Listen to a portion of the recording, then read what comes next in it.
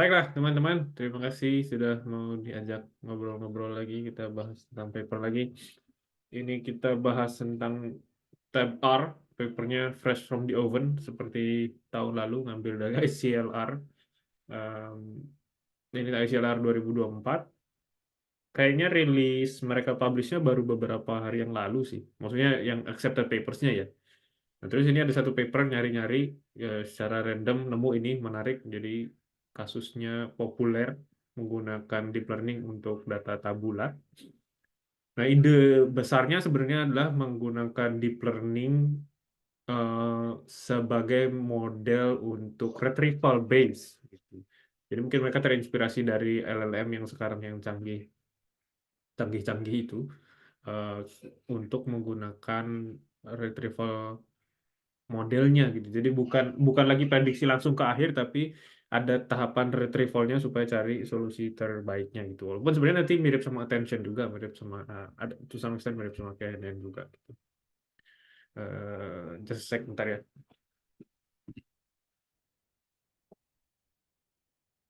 Oke, nah terus jadi yang menarik adalah akhirnya model ini bisa mengalahkan model seperti XGBoost. Biasanya kalau model-model deep learning itu yang lama untuk data tabular sering banget kalah sama XGBoost gitu. Kayak ini misalnya pakai mesin ini multi perceptron ya, jadi cuma MLP doang, jadi sangat wajar kalah sama XGBoost.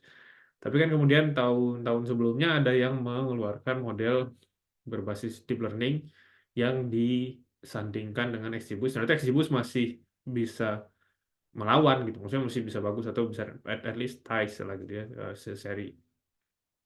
Nah, si model yang baru ini ternyata superior dibandingkan XGBoost dari sisi performance-nya gitu. Hasilnya paling bagus nih yang di bawah ini ya, 23 kali menang dibandingkan XGBoost.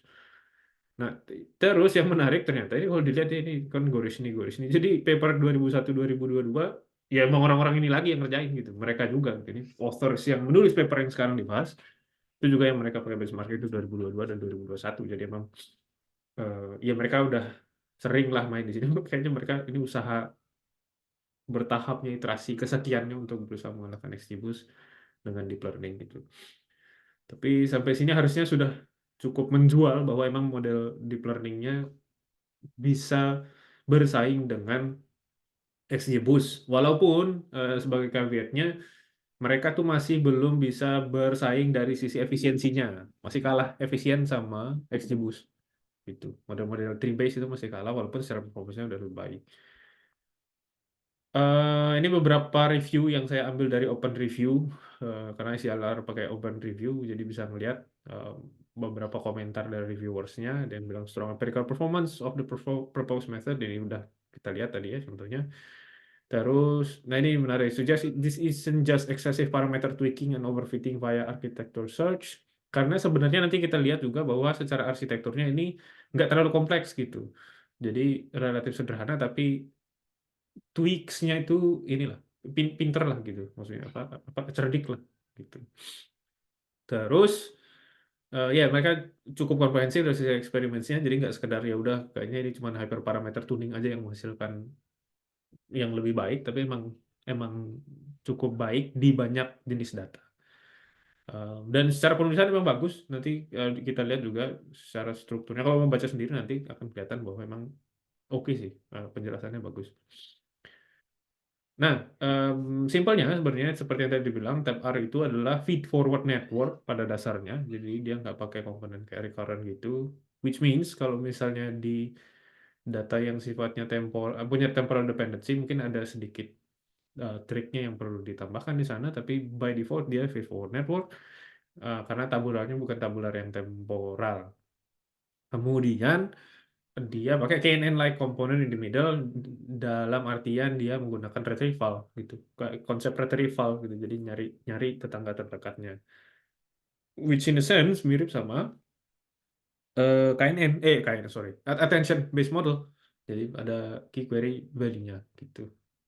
Secara umum.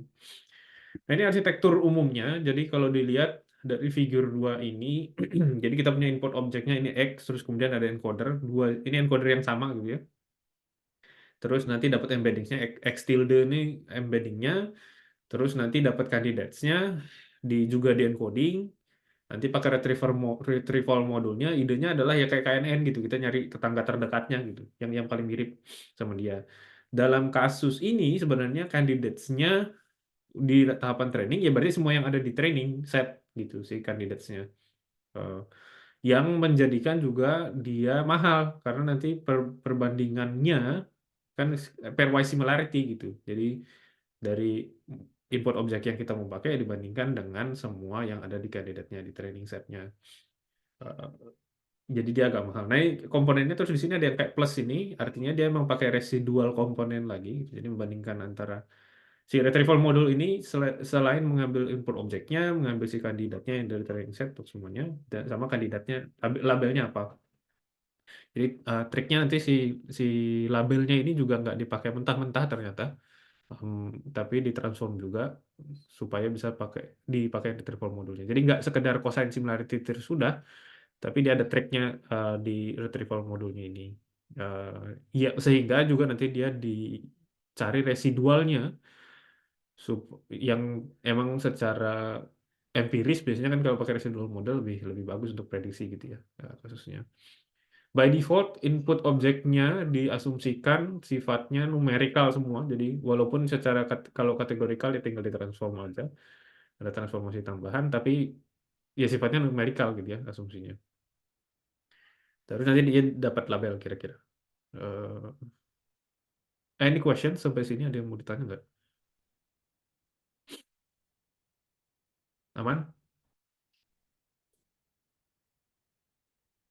Oke. Nah, terus isinya tadi kalau dilihat ada encoder dan prediktornya. Encodernya itu sifatnya cuma input modul dan linear layer aja. Terus ditambahin si blok ini. Nah, ini blok-blok yang bisa disusun mau berapa banyak gitu ya. Sifatnya cuma residual blok aja. Mirip kayak ResNet gitu ya. Residual bloknya layer norm, linear, value, dropout, linear. Kemudian residual. Mirip mirip banget sih sama ResNet bagian ininya. Cuman nanti kita lihat bahwa sebenarnya di versi yang paling sederhana, bahkan untuk encodernya, si residual blocknya ini bisa jadi nggak usah dipakai gitu. Jadi cuman input modul kemudian linear itu si encodernya. Terus di prediktornya sama juga pakai residual block sejumlah NP, itu kemudian layer norm, ReLU, linear. Udah dapat hasilnya. Eh, Gambarannya kira-kira itu. Nah, input modulnya seperti yang tadi dibilang itu untuk input processing routines-nya, misalnya feature normalization, hot encoding, terus yang lain-lain gitu. Kalau misalnya diperlukan, kalau datanya terutama nggak numerik gitu. Jadi misalnya kategorikal ya berarti pakai one hot encoding dulu. Nah, retrieval modulnya kalau dilihat tadi itu sebenarnya nanti dia akan mengambil top M-nya idenya jadi dari similarities-nya pairwise ya pairwise similarity kan jadi mahal gitu ya jadi nanti dia menunjukkan bahwa sebenarnya bisa pakai top M jadi ambil sekian aja kandidatnya. Nah, terus yang perlu dilihat juga adalah sifatnya itu dia mencari berdasarkan softmax-nya kemudian kalau dilihat ini bukan bukan similarity KNN SN ya udah semua diambil terus langsung well, ya di rata-rata dengan bobot yang sama tapi ini bobotnya berbeda jadi sifatnya lebih kayak apa neural network gitu ya kemudian dikalikan dengan values-nya atau ya lebih mirip sama attention model sih pada dasarnya jadi di query kemudian dikalikan dengan values-nya didapetin weighted average-nya akhirnya dapat hasilnya dari retrieval modelnya seperti apa gitu. Dan kalau kembali lagi ke sini tadi, ya ini habis itu dioper ke prediktornya. Yang prediktornya sifatnya cuma layer on value linear. Jadi kalau kita mikir di KNN kan sifatnya dia cuma mencari most similar candidates-nya aja. Kemudian misalnya dirata-ratain dari K nearest neighbor. Di sini dia nggak berhenti di K nearest neighbor. Karena K nearest neighbor-nya justru di tengah-tengah gitu. Dia ngambil nearest neighbor, K nearest neighbor-nya atau di sini M istilahnya. M nearest neighbors-nya diambil weighted average-nya untuk retrieval modulnya. Setelah itu diproses lagi sama modul yang lain gitu, si modul prediktornya. Nah ini untuk retrieval modulnya, jadi dia tadi seperti yang dibilang sifatnya kayak k-nearest neighbor, dia dari encodernya ini trik tambahannya gitu ya. Jadi kalau misalnya contains at least one block, kalau ada lebih dari satu blok, Jadi di normalize dulu dengan shared layer normalization. Terus eh, target object itself can be unconditionally. Jadi nggak ignoring top M dan ditambahin semua misalnya, atau terus kemudian ada dropoutnya di situ, dan ada ini konteksnya, ini M-nya 96 yang mereka pakai contohnya. Jadi em, mereka coba ada ablation study-nya sendiri untuk itu gitu. Otherwise mereka pakai semua data yang di kandidat itu sama dengan semua yang ada di training, dia nyobain semuanya gitu. Oke. Nah, ini gambaran umumnya yang dilakukan per stepnya. Jadi bagaimana mereka bisa sampai ke tab R? Yang pertama itu berangkat dari financial attention like baseline. Kalau dilihat attention ini kan gambarnya di bawah ya. Apa utamanya, formula utamanya seperti yang di atas ini, attention Q K V itu adalah softmax dari query kali key-nya dibagi dengan atau dinormalisasi berdasarkan dimensi dari key-nya, kemudian dikali dengan matriks dari value-nya, kira-kira kan gitu di attention model ya. Nah, yang mereka pakai di similarity-nya untuk perhitungan similarity-nya itu sebenarnya berangkat dari hal yang sama gitu. Jadi dari weight dari untuk query dikali dengan inputnya, kemudian dikali dengan key ini kandidatnya apa, eh, dan dinormalisasi juga terhadap dimensi key-nya. Kemudian yang untuk value-nya, komponen value-nya ya udah nanti dari si um, kandidatnya gitu ya. Jadi dari semua kandidatnya value-nya apa. Kira-kira gitu nih. Tapi ini kan baru pertama, mirip sama yang di bawahnya, nggak beda, cuman ya ini eh, perbandingannya aja apa gitu ya, nilai yang Excel sebelumnya, atau yang kita cari gitu ya, yang kita kita inginkan XA ini yang kandidatnya, data latihnya. Nah, yang mereka kemudian lakukan adalah ditambahin konteks labels gitu. Jadi nggak sekedar value-nya aja, tapi juga ada konteks label gitu. Jadi si label YI-nya sendiri, kan labelnya bisa macam-macam ya, bisa bisa bentuknya kategorikal gitu, bisa bentuknya numerikal. Nah, mereka di sini mencoba menambahkan konteks labelnya dan di weight matrix lagi untuk si labelnya yang akan dijumlahkan dengan eh, value dari dari embedding value-nya dari si um, kandidatnya gitu. Kira-kira gitu. Nah, yang menarik di sini adalah bisnis and embedding table for classification task and linear layer for regression task gitu ya. Terus kemudian hasilnya kalau pakai label aja sebenarnya eh, tidak ada improvement katanya. Perhaps similarity module taken from found attention does not allow benefiting from such a valuable signal as labels. Terus mereka coba improve lagi modelnya. Iterasi berikutnya adalah berarti bukan cuma konteks labelsnya aja ditambahin, tapi juga diganti. Jadi mereka bilang mungkin nggak perlu query dan key, tapi cuma perlu key-nya aja, weight-nya. Jadi mereka share si weights-nya. Jadi nggak pakai weight dari query, tapi dua-duanya pakai weight dari key. Kemudian ya udah pakai kalau gitu cari selisihnya aja gitu. Karena harusnya kan idenya adalah ya kalau dia semirip mungkin, karena datanya udah bentuknya tabular mungkin gitu ya, jadi nggak perlu pakai representasi tambahan, weights-nya mungkin bisa sama. Berarti kalau gitu representasi dari data yang sangat mirip karena udah tabular dengan weight matrix yang sama, ya tinggal dicari selisihnya aja gitu. Harusnya eh, selisih apa similarity-nya bisa sekecil mungkin gitu. Nah, dia cuma pakai L2 norm di sini gitu. Dan dia bilang bahwa sebenarnya mungkin nggak perlu pakai L2 norm atau L2 distance gitu. Bisa jadi pakai yang lain, mungkin bagian dari hyperparameternya. Tapi by default mereka menemukan bahwa kayaknya ini reasonable deh gitu. Ya, it seems to be a reasonable default choice for tabular data problems. Jadi pakai L2 distance untuk embedding berdasarkan weight matrix untuk key aja. Sama untuk dua-duanya, baik kandidat maupun yang kita mau cari nilainya apa. Bagian ininya sama. Terus bagian berikutnya, di iterasi berikutnya adalah mereka ganti bagian yang ininya. Bagian yang kanan, kalau dilihat tadi ya di atas di sini, ini tuh sebenarnya value weight matrix value dikali dengan kandidatnya. Sekarang mereka juga membuang si weight matrix untuk value-nya gitu. Kalau gitu mungkin karena di yang kiri sudah berhasil, ya udah kita pakai aja yang sama kalau gitu. Pakai weight matrix untuk key-nya juga gitu. Jadi nggak lagi pakai weight matrix baru, tapi weight matrix dari key-nya juga untuk embeddings yang kandidatnya sama yang kita mau cari apa gitu. Dicari selisihnya. Nah, cuman kemudian mereka melempar itu ke modul yang lain, namanya modul T-nya di sini yang mengubah si T-nya ini sebenarnya cuma linear without bias, terus kemudian drop out value linear gitu.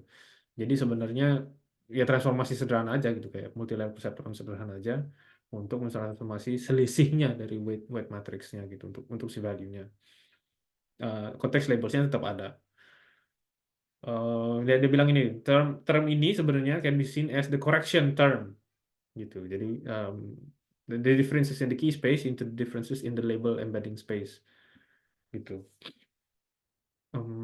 Terus, nah yang terakhir tahapannya mereka sebenarnya menemukan bahwa mungkin kalau misalnya di attention dia perlu diskalakan lagi karena ini udah bukan query kali key tapi cuma udah langsung selisih dan udah pakai L2 distance, mungkin nggak perlu diskalakan lagi. Jadi skala ini dibuang. Eh, D D minus 1/2 itu kan maksudnya dibagi D tadi ya, dibagi square root of D-nya, square root of dimensionnya.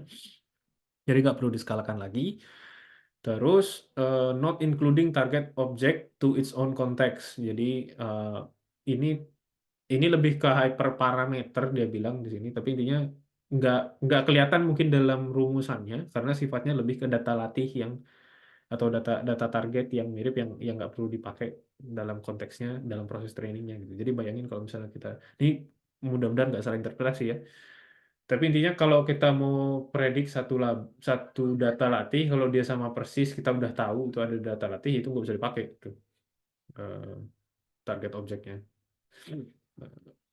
Sehingga rumusan terakhirnya ya seperti yang di sebelumnya, cuman D-nya ini dibuang. Ini versi disederhanakannya sama dia. Gambarannya gitu, nah makanya namanya tab R karena itu cuma tabular, kemudian retrieval karena ada retrieval komponennya di sini yang berdasarkan similarity eh, sama value-nya. By the way, sekalian mengingatkan, yang di sini tuh sifatnya hanya retrieval modulnya saja. Jadi kalau kita kembali ke awal, ini tuh bagian yang merahnya. Karena encodernya kan tadi sederhana ya. Kalau dilihat si encodernya cuma input modul linear block sama residual block aja. Yang yang lebih kompleks itu di retrieval modulnya. Karena sisanya kayak encoder dan prediktornya relatif sederhana gitu. Jadi komponen yang panjang-panjang tadi ini tuh fokus dia di retrieval modulnya, gimana dapat retrieval yang lebih baik daripada sekedar ya consent similarity aja gitu pada dasarnya. Itu. Nah, ada yang mau ditanya nggak dari penjelasan komponennya? Nah, nyari yang Ya, itu dong, yang apa tuh tadi arsitekturnya itu yang ada plusnya, yang yang X. depan ini ya. Iya, iya. Nah, Itu plusnya apa sih, konkat ya? plusnya itu residual. Jadi Maksudnya ditambahin jadi residual ya kan? jadi Tapi dimensinya kan sama ini. Keluaran dari retrieval modulnya sama yang dari embedding setelah encoder pertama itu kan sama. Terus ya udah hmm, dijumlahin aja. ditambahin berarti. Ditambahin aja, ha. Beneran ditambahin aja. Terus si yang kandidat labelnya di apain tuh di retrieval? Kandidat labelnya kalau dilihat dari retrieval modulnya tadi kandidat labelnya dipakainya di sini. Oh, jadi dari antara Di kandidat label tuh udah di KNN juga gitu atau semuanya dipakai? kandidat labelnya di ya tadi kayak konteks kalau secara konteks size-nya dia bisa pakai dia pakai 96 itu tadi yang mana dia tadi bilang M96 ini. Mm-mm. Cuman I don't know eh sebenarnya kan ini nggak kelihatan bahwa dia jadi similar. Oh enggak, sorry sorry. Di sini kan dia ngitung similarity score-nya ya. Jadi dia Hmm. berdasarkan similarity score-nya dulu nanti buat dapetin labelnya apa gitu. Dari berdasarkan similarity score-nya, berdasarkan distance-nya lah. Karena dia udah ngeliat distance-nya. Semua kandidatnya, terus dia ambil konteks size-nya yang jadi cuma 96 aja. Kalau memang mau pakai konteks size-nya. Otherwise sebenarnya semua yang ada di data latih dibikin pairwise similarity-nya. Yang sebenarnya memang akan menunjukkan bahwa ini tuh mahal komputasinya karena dia bayangin di setiap epochnya hitungannya diulang terus, dia ngitung lagi untuk semua data latihnya, pairwise similarity-nya diulang lagi untuk semuanya gitu. Jadi emang mahal komputasinya gitu. Sama di sini pakai embedding ya. Gue masih nggak paham kalau tabular tapi di embedding lagi. Ya, embedding. Kalau untuk Y-nya kan mungkin dia embedding Oke. masih make sense lah ya, karena Ya. kan cuma satu dua representasi doang. Sisanya sebenarnya embeddingnya in a different way kayaknya, maksudnya karena di sini ya dia ngelewatin linear layer dulu Oke. untuk si encodernya gitu. Jadi sesederhana ya, misalnya kita punya 100 dimensi, ya tergantung linear layer yang berikutnya dipakai apa, jadi representasi yang lain gitu. Jadi di Hmm. embedding space-nya in that sense, bukan ke memodelkan dari satu nilai ke dimensi yang lebih besar Ya, ya, ya. satu gitu loh. Oke, oke. Sudah cukup dari saya. Ada lagi nggak pertanyaan? Lanjut. Sisanya ini sebenarnya cuma menunjukkan hasil eksperimennya mostly. Ini evaluation study-nya, jadi mereka ngasih contoh penjelasannya apa sih dampaknya dari yang step 0, step 1, step 2, step 3, dan step 4 terakhir si tab R-nya. Dan ternyata emang yang tab R-nya technical tweaks-nya bagus lah gitu ya hasilnya, walaupun sampai similarity modulnya kelihatannya yang cukup signifikan. Oh by the way ini ya apa, datasetsnya ya, jadi CH CA CHO AD ini datasetsnya, kemudian datasetsnya oh ini contohnya. Nah ini datasetsnya, terus kemudian mereka ada yang klasifikasi, ada yang regresi, jadi makanya ada RMSI, ada yang akurasi.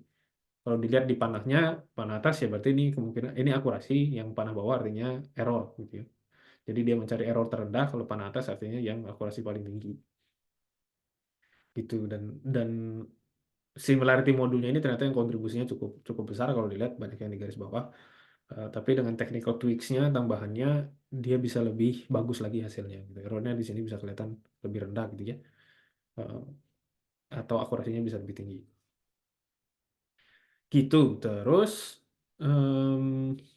oh ya, dan yang mungkin menarik juga kelihatannya adalah ini imbalance ya, ini imbalance gitu. Jadi dia udah mencoba juga untuk kasus-kasus data yang imbalance. Dan ternyata hasilnya emang bisa cukup bagus. Walaupun ini sebenarnya sifatnya masih ablation study, dalam artian dia membandingin dengan MLP sederhana gitu, multi-layer perceptron aja.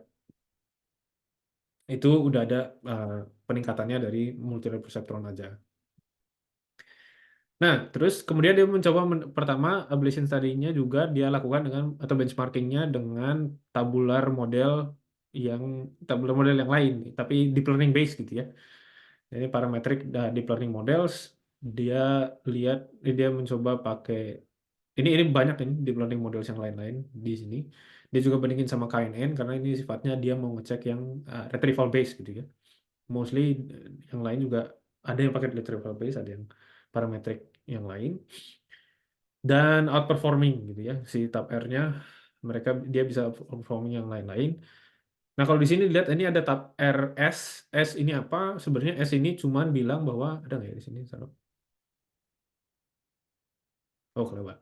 Tab RS ini cuman kalau kita kembali ke sini, sorry, ke sini ya, si uh, blok ini residual bloknya tidak dipakai di encoder, dan cuman ada satu residual blok untuk prediktor gitu. Uh, Nah, ini ada pertanyaan juga, kandidat labelsnya dari mana kalau regresi, sama kandidatnya juga dari mana. Kandidat labelsnya diambilnya dari data training, labelnya ya label trainingnya aja, si Y-nya untuk si trainingnya. Eh, Kalau dilihat mana ya contohnya. Ini mana tadi? Ini ya, jadi dia pakai top M, unless otherwise noted, kandidat itu sama dengan semua data yang ada di data training. Itu. Eh,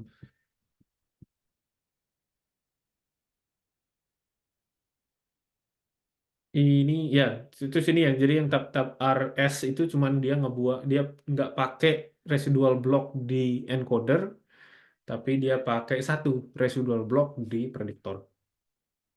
Udah, dan ini kelihatan outperform dibandingkan yang model-model yang lain. Terus dia juga bandingin sama gradient boosted decision trees. Jadi datasets yang digunakan memang kelihatannya sudah cukup apa, bisa dihandle sama decision tree, gradient boosted decision trees. Jadi mereka bandingin sama XGBoost, CatBoost, LightGBM, LightGBM juga.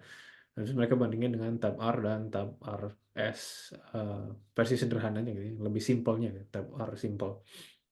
Terus mereka bisa menunjukkan bahwa ternyata memang hasilnya lebih baik dibandingkan yang lain-lain secara umum. Bahkan yang Tab R simple-nya juga uh, cukup baik gitu ya. Kompetitif lah dibandingkan sama CatBoost mungkin. CatBoost mungkin bisa lebih baik tapi cukup kompetitif. Gitu. Oh ya, ini sedikit intermezzo. Tab R ini authors-nya orang-orang dari Yandex dan CatBoost itu juga produknya Yandex. Jadi ya mungkin mereka udah inilah familiar dengan pekerjaan rekan-rekan kerjanya, kolega-koleganya. Anyway, nah terus yang terakhir mereka juga cobain Ensemble. Jadi kalau ini kan tadi cuma satu-satu model doang yang dibandingin gitu ya. Jadi Tab R langsung sama Gradient Boosted Trees. Gimana kalau Ensemble of Gradient Boosted Trees atau Ensemble of Tab R gitu? Apa yang terjadi? Ternyata kalau di Ensemble tetap Tab R atau Tab RS-nya lebih bagus daripada baik XGBoost, CatBoost maupun LightGBM gitu.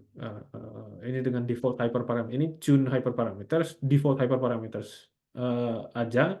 Ternyata tab R simple udah cukup performant lah, gitu. Hasilnya udah cukup bagus dibandingkan XGBoost, CatBoost, dan LightGBM.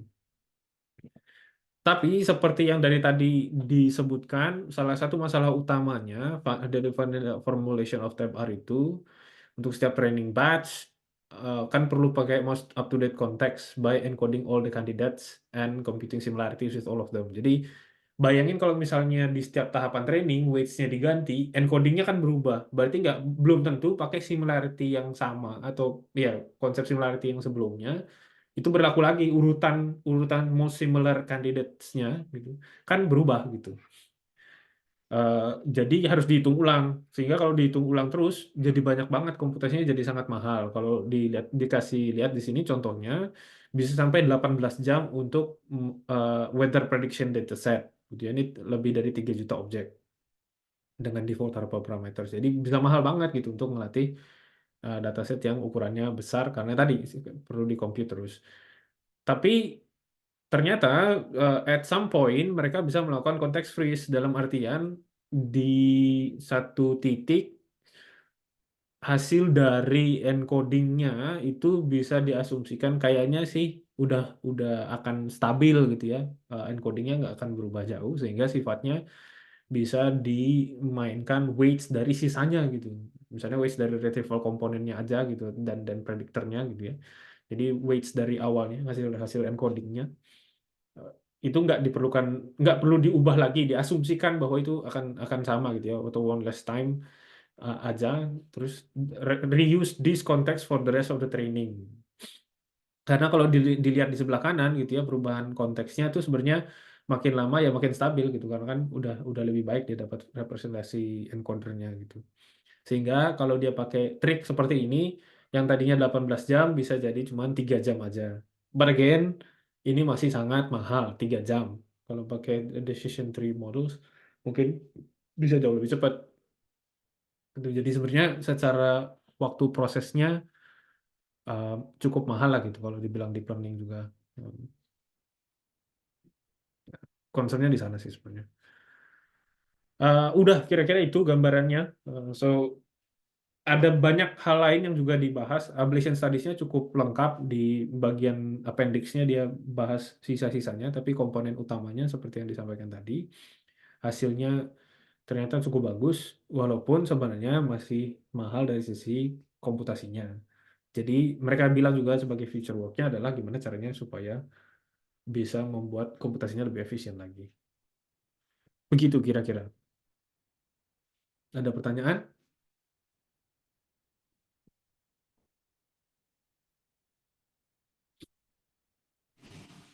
Nanya lagi. Ya, Kalau buat inference data point baru gitu, lama juga atau enggak? Dia nyari konteks lagi atau enggak sih? nyari kalau oh iya data yang baru, sorry tadi belum dimasukin ini kayaknya. Ini bisa ditunjukin sih. Di yang mana dia bilang? Di papernya dia bilang ini. Updating tab R with new training data without retraining gitu. Unseen training data after training machine learning model is common. Terus dia bilang dia tes juga sifatnya online updates may be viable solution. Jadi dia Figur 6. iya Figur yang 6 ini apa tuh? Oh. train on percent of training Oh. datanya gitu. Enggak, ini tadi simpel sih. Maksudnya kalau modelnya udah jadi, terus kita ada satu data point pengen kita predik, Mm-mm. itu dia akan nyari eh, itu lagi ya, yang paling similar dulu Iya, yang lagi. paling similar lagi. Karena kan sebenarnya, jadi kalau misalnya dilihat sini kan berarti data yang baru tuh masuknya ini si input objeknya. Oke. Kandidatnya akan tetap sama semua yang dari data latih dia punya gitu. Jadi Tapi sisanya nggak usah komponen dihitung sisanya ulang sama. ya soalnya untuk semuanya, karena udah jadi Ya, kan. betul. Data point. Karena weights-nya udah Oke. frozen gitu ya, udah dapat semua. Jadi untuk prediksinya sebenarnya ya udah tinggal di operasi semuanya aja gitu. Paling yang dan karena similarity kalau dia butuh ngitung ke semua ke semua kandidatnya eh, sebenarnya sih nggak masalah ya. Paling Hmm. paling bisa mungkin bisa di save aja gitu. Mungkin mungkin yang perlu dihitung yang agak mahalnya cuman di similarity score-nya aja gitu ya. Dari si yang data yang barunya sama semua kandidat yang dia punya. Nah, terus tapi kalau dia pakai semuanya ya sebenarnya nggak perlu hitung. Well, gimana berarti? Nggak perlu nyari top M-nya, nggak perlu ranking berdasarkan top M-nya. Ya udah distance distance aja semua gitu. Terus dipakai semua gitu kan bisa di Hmm. fast gitu. M ini hyperparameter bukan sih? Ya, M-nya hyperparameter juga mengambil berapa Oh, kandidat. jadi kita mesti nyari juga yang paling optimal. Yes. Yang mereka Oh, pakai di sini hasil ablasinya ini 96. itu general banget ya, itu kayak bisa buat semua, Pak. I guess begitu karena mereka pakai datasetnya juga yang gede dan yang Oke. mereka dan yang mereka lakukan itu sifatnya averaging gitu. Jadi Ya, ya ya, ya. Hmm. Tapi sekarang mirip-mirip dengan ini ya, berarti kan kayak kalau LLM kan sekarang banyak digabung sama vektor ya database tuh. ya Kayak gitu juga kan konsepnya, jadi cari ah, yang paling mirip. iya. Sekarang kayak gitu ya. Setelah membaca ini sih ya yang keinget itu jadi konsepnya mirip sama RAG ya. retrieval gitu. Hmm. Oke, oke. Begitu. Ada lagi nggak? Di dataset yang dia cobain itu ada nggak yang M-nya itu mereka semuanya pakai M96 ya yang di Coba kita lihat ya comparison itu. ablation studies-nya tadi itu mana? Ini adalah sorry A6. Recall with context size, number of neighbors for tab R, we evaluated crucially choice of some must be made validation sets, non test sets is allocated reasonable default value. Ini average ranks-nya, ini yang mereka cobain, M-nya macam-macam 124, 128, 256. Itu 96 random sendiri ya. Yang lain kan dua pangkat. Magic number. Iya. Biar nggak kejauhan. Oh iya benar. Yang lain kan dua pangkat dia. Wah, ini nih paling pas nih. Iya. Jadi kalau diambil 100 juga mungkin oke. Nyobainnya 100 terus Oke, digeser-geser tes sedikit set. gitu. Kayaknya ini Ya. aku ke sini kok. Ke sini. Tapi kalau average nggak terlalu ngaruh sih, emang bener sih. Kalau average kayak 96 ke 100 kan cuma nambah 4 data point. Pasti Iya. nggak beda jauh lah average. Mm-mm. Hmm. Iya. Tapi yang Mereka tes set yang bawah itu si average rank tetap paling tinggi ya 1,62 ya. Hmm.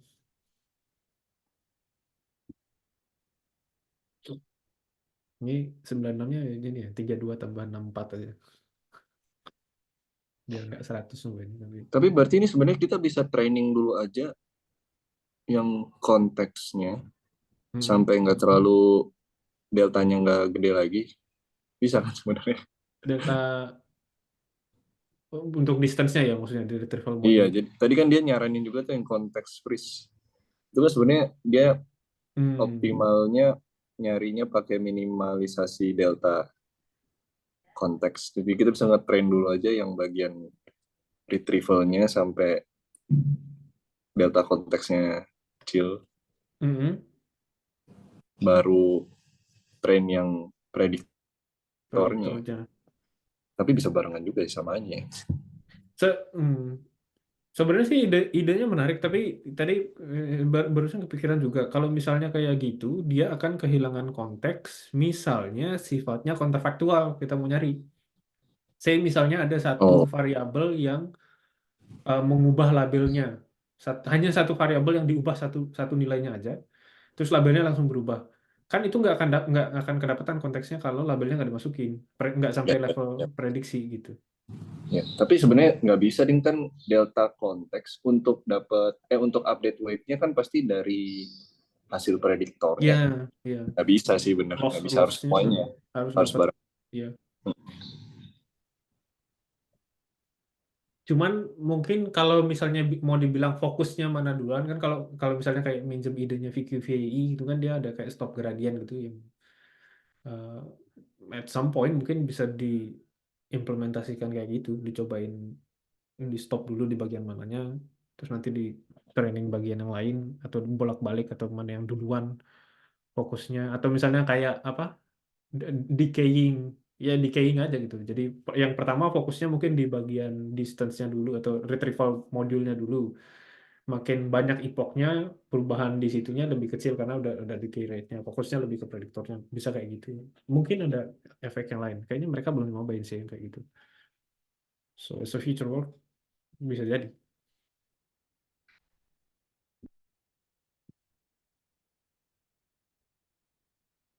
Ada lagi nggak? Kalau yang kayak 3 jam tadi, kalau pakai XGBoost atau CatBoost berapa lama Dia tuh? bilang nggak ya? Pengen bandingin aja. Mana ya dia taruh ini Oh dong. itu. Training time for two models. Yang tab R tadi itu Weather yang MI ini. Kalau nggak salah ya. MI. Iya bu sih.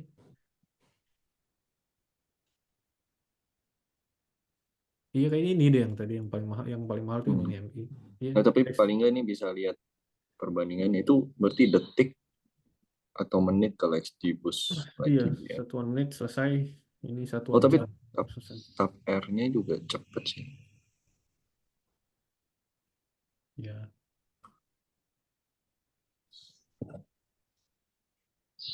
Masih hitungan setengah jam sampai 1 jam. Ya tapi kalau kalau kalau misalnya kita kalau 1 jam tapi masih di tahap feature engineering atau feature extraction kan tabular ya. Maksudnya kalau di Hmm. tahap feature engineering dan untuk nge-training satu aja butuh 1 jam kayaknya mahal sih. Karena toh XGBoost juga kan kita biasanya tetap ada feature engineeringnya kan gitu. Masih main-main feature-nya juga sampai bisa dapet yang paling bagus. Jadi kayaknya masih sulit untuk compete di bagian itu.